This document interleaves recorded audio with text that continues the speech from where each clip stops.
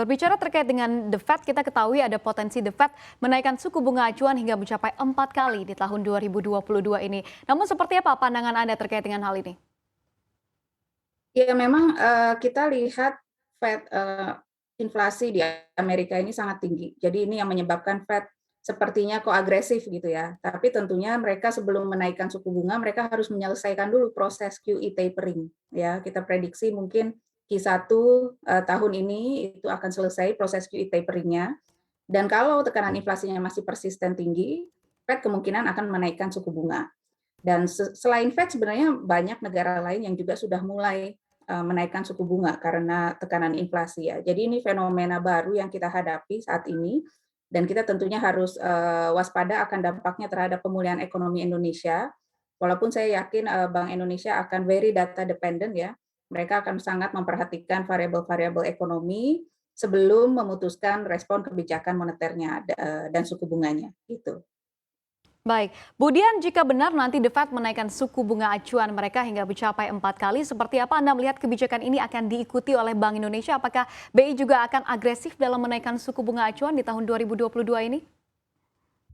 Nah, ini harus ada balance ya antara karena kita saat ini masih apa namanya menjalani proses tahap pemulihan ekonomi. Tentunya kebijakan akan mendukung ke arah berlangsungnya pemulihan ekonomi. Jadi nanti kita lihat dari data-data itu, data-data inflasi, data-data pertumbuhan ekonomi ya arahnya ke depan bagaimana dan juga stabilitas di pasar keuangan.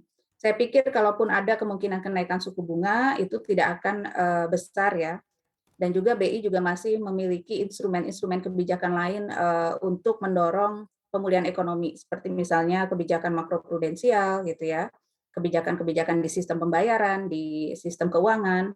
Nah, harapannya ini bisa meminimalisir kalaupun misalnya ada potensi kenaikan suku bunga di perekonomian tahun 2022 ini. Mhm. Namun jika perkiraan dari Bank Mandiri sendiri, kapan nih kira-kira Bank Indonesia akan menaikkan suku bunga acuannya?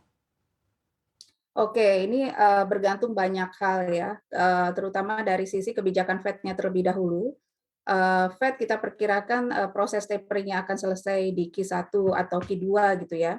Nah, ini kita lihat kapan Fed akan menaikkan suku bunga dan dampaknya bagaimana ke variabel pasar keuangan terutama di Indonesia. Nah, tentunya kita juga akan melihat bagaimana BI tentunya ingin mendukung pemulihan ekonomi sebisa mungkin ya, selama mungkin. Jadi kalaupun ada kenaikan suku bunga, saya pikir mungkin akan di semester 2 gitu ya. Mhm. Oke, di semester 2 di tahun 2022 ini begitu ya. Namun kalau untuk arah pemulihan ekonomi Indonesia sendiri seperti apa Bank Mandiri memproyeksikannya, kira-kira ekonomi kita bisa tumbuh di kisaran berapa persen di tahun ini, Budian? Baik, perkiraan di tahun 2021 kemarin itu keseluruhan tahun proyeksi kami di 3,7% ya, 3,69% persisnya. Tahun 2022 kami meyakini ekonomi bisa terakselerasi ke arah 5,17%. Itu hitungan modeling kami ya. Jadi kembali ke level sebelum pandemi.